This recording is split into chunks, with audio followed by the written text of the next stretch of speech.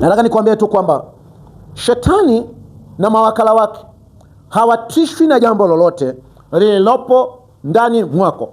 Hawatishwi na jambo lolote lililopo ndani mwako. Shetani na mawakala wake hawatishwi na jambo lolote ulilonalo. Haijalishi ni umbo la mwili, ya kwamba ni mnene, ya kwamba ni mwembamba, ya kwamba ni mfupi, ya kwamba ni mrefu. Hivyo ni vitu ambavyo havimbabaishi shetani. Havibabaishi wachawi, washirikina, wapunga pepo. Kule kusema kwamba una hela nyingi hakumbabaishi ibilisi, hakumsumbui shetani. Hela ni makaratasi tu, havimsumbui shetani kwamba asikusumbue kwa maisha yako.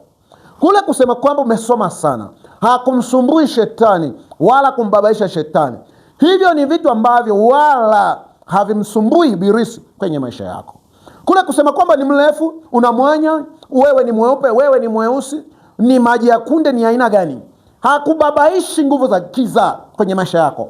Kwa hata uwe na mwanya wa aina gani, ni vitu ambavyo havimbabaishi shetani wala havimsumbui, wala havizui kukuvamia, wala havizui majini mahaba kukuvamia, mapopo bawa kukuvuruga. Havizui hivyo. Uwe na sura nzuri, uwe na sura mbovu, uwe na maisha mazuri na mnane, uwe na nyumba, uwe na elimu kubwa PhD, havimsumbui shetani.